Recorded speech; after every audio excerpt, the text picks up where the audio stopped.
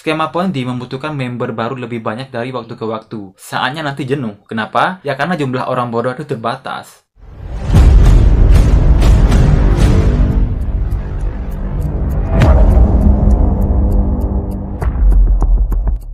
Halo semua, jumpa lagi sama kita ya. Dan di video kali ini Bang Amin akan sedikit membahas tentang edisi cash yang sering ditanyakan. Mungkin di sini Bang Amin nggak begitu paham, cuman bakal melihat ada beberapa komentar dan juga postingan di grup masyarakat anti Ponzi seperti biasa, dan nanti bakal Bang Amin lampirkan juga referensi dari web bahas bisnis. Oke, yang pertama kita akan cek ini darinya postingan Suhaibul Ikhwan di masyarakat anti Ponzi. Dan di sini beliau kayak mempertanyakan ya, kalau edisi cash itu Ponzi, tolong dibahas yang rinci, di mana letak scam manajemennya. Soalnya di setiap ada yang menanyakan tentang edisi cash, malah member edisi cash yang rame-rame promosi di komentar. Ya mungkin kalau bukan Ponzi tak masalah, kalau Ponzi kan maaf ini bisa jadi ajang promosi mereka malah. Oh no. Oke, di sini nanti kita akan baca beberapa komentar ya. Ini dari Alberto, ninggalin jejak dulu ya, bahas edisi cash. Ya pastilah sangat seksi ya, karena apa yang disampaikan sama kenyataan di lapangan berbeda sekali. Salah satunya yang pertama kita akan baca. Pertama, tidak promosi dimanapun. Yang kedua, tidak rekrut downline. Yang ketiga, tidak menawarkan profit dan sebagainya. Yang keempat, tidak ada pengumpulan dana. Yang kelima, berupa aset koin digital. Dan yang keenam, sudah berizin dan legal. Dari semua di atas, nggak ada satupun yang tepat sasaran atau belum lagi yang lain-lain. Oke, ini bisa kalian simpulkan juga guys. Oke, selanjutnya dari Rinaldo Sutasma, dan edisi cash pertama rilis koin edisi Blockchain, lalu kemudian terjun bebas di pasar. Terakhir saya diskusi dengan membernya, katanya edisi cash Blockchain udah habis kontrak, putus mitra atau apalah itu jurus-jurus ngelesnya. Yang akan saya tulis di sini adalah yang pertama, tidak ada yang namanya bisnis tambang koin yang menghasilkan fixed rate, rating ya. Goblok. Oke, yang kedua, edisi cash telah gagal dengan produk pertamanya yaitu edisi Blockchain, lalu mengeluarkan koin baru namanya edisi. Yang ketiga, edisi ini sama sistemnya dengan koin besutan pertamanya yaitu penambahan koin sebesar 0,5% per hari ya. Oke, yang keempat, edisi ini sudah ada di MarketBase, di-convert langsung ke BTC, yang sampai saat ini sepi sekali yang trade di sana. Oke, keempat, diskusi terakhir setelah sedang asik menikmati penambahan koin sebesar 0,5% yang kemudian diklaim oleh mereka bahwa itu adalah proses penambangan. Oke, yang kelima, koin dijual ke member atau referral. Untuk meyakinkan ini silakan dicek di market. Oke, yang terakhir ya, dengan sistem yang sama sekali tidak berbeda dengan koin besutan pertamanya. Maka saya yakin sekali 100% bakalan tenggelam. Oke, ini banyak banget, nanti bakal Bang Amin kasih linknya buat kalian ya. Atau mungkin kalian bisa cari referensi sendiri, ini bakal Bang Amin kasih link nantinya. Dan oke, kita akan baca yang terakhir ya, mungkin ini kesimpulan dari si TS-nya ya. Jadi kesimpulannya, edisi cash adalah koin sampah, beli 20.000, jual 15.000. Kalau mau balik modal atau untung, maka fokuslah pada bonus rekrut member baru. Inilah jebakan Ponzi manajemennya. Ini mereka fokusnya ke merekrut member baru. Kalau misalkan tidak ada member baru, ya tidak ada untung atau tidak ada bonus. Ini dari grupnya masyarakat anti Ponzi, mungkin kalian bisa juga sharing-sharing di sana. Oke, kita akan baca beberapa lagi ya ini komentarnya. Dan di sini komentar darinya Daryl Chong ya. Ciri-ciri koin abal-abal ya. Yang pertama, koin tidak listing di market. Yang kedua, exchange buatan sendiri, harga diatur sendiri oleh owner. Yang keempat, profit fix.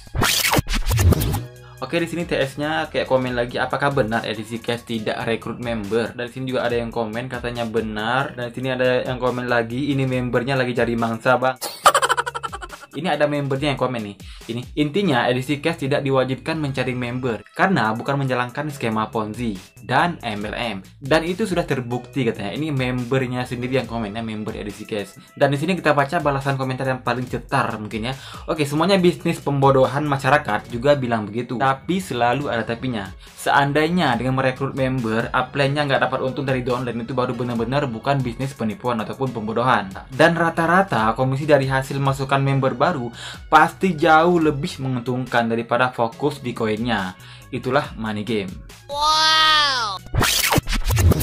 Nah, ini pendapat teman-teman ya di grup masyarakat anti Ponzi. Dan sekarang kita akan beralih ke web bahas bisnis ya. Mengapa edisi cash penipuan? Karena yang ditambang adalah koin sampah. Yang pertama, karena mereka bilang edisi cash adalah bisnis menambang cryptocurrency yang bernama edisi Blockchain. Edisi Blockchain sendiri adalah penipuan. Kalaupun tidak bisa dibilang penipuan, edisi Blockchain adalah koin sampah. Tak ada bedanya dengan koin sampah lokal seperti Wincash. Oke, next. Karena tidak ada bisnis penambangan cryptocurrency dengan untung tetap. Kalau ini sebetulnya tak perlu jelasin panjang lebar, menambang cryptocurrency betulan saja tak bisa stabil dan keuntungannya seupil dibanding modal. Mana bisa menambang koin sampah bisa untung fix dan besar. Sekali lagi, situ waras. Pada goblok.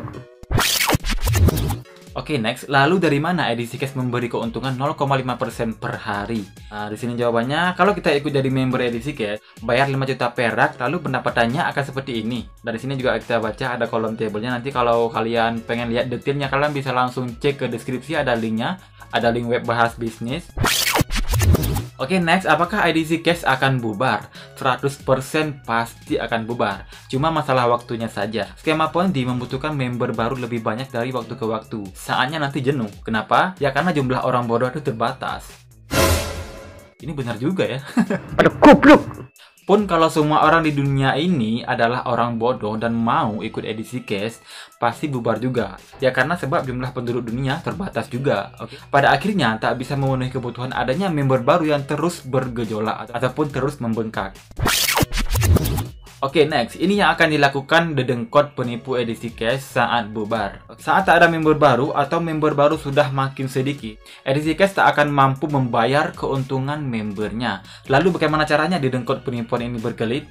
Mereka menerbitkan cryptocurrency baru, namanya mungkin edisi CB atau edisi cash block Hain. Jangan pusing dengan namanya, itu suka-suka penipu saja dan mereka sengaja memusingkan orang. Goblok. Oke, untuk lebih jelasnya kalian bisa baca juga di web bahas bisnis. Oke, Bang Amin bakal lanjut lagi ke step berikutnya antara edisi cash, Edinar, MMM, dan D4F. Dari gaya menjanjikan keuntungannya, edisi cash ini juga mirip Edinar. Fix profit setiap bulan, nama dan pola penipuannya ada kesamaan. Sama-sama pakai embel-embel ED atau Edinar. Oke, next. Penipuan Edinar, paman dari edisi cash. Wow. Wah, ini ada pamannya segala ya. Jadi di suatu masa yang telah lalu, di paruh akhir 2016, ada komplotan orang pura-pura bikin koin digital, ya, dikasih nama Edinar. Ada Arab-Arabnya, pasti Muslim Indo pada suka. Kesannya syariah gitu ya. Oke, ini sering banget ya, ini para dengkot kayak gini sering pakai agama, ya, buat meraup keuntungan, buat meraup para membernya. Oke, next. Dasar dari edisi cash cuma skema Ponzi seperti MMM. Tak ada penambangan kripto yang bisa untung besar dan fix. Apalagi kripto yang ditambang adalah kripto sampah seperti edisi blockchain. Nah, edisi cash cuma skema Ponzi. Sama saja dengan MMM dan Give for Freedom. Cuma skema Ponzi atau arisan berantai ini ditutupi dengan penyamaran bisnis pertambangannya seperti cryptocurrency. Oke, next. Siapakah didengkot penipu edisi cash? Nah, di sini dikatakan ya didengkot yang muncul ke permukaan adalah ada namanya di sini guys, dan sebuah nama yang tak dikenal. Kemungkinan di belakangnya adalah orang-orang yang sama yang bermain di Edinar. Mungkin seperti itu ya. Karena kalau misalkan kita lihat dari kasusnya Eco Racing ya, dulunya kan ada DBS yang dipimpin langsung oleh dengkotnya Eco Racing yang sekarang. Dan di DBS dulu juga bermasalah. Nah, jadi gimana guys kesimpulannya buat kalian? Dan cukupin aja video kali ini. Mungkin kalau kalian pengen lihat langsung yang lebih detailnya lagi, kalian bisa buka webnya di bahas bisnis, ada linknya di deskripsi. Oke, cukupin aja video kali ini. Sampai jumpa di next video dan assalamualaikum.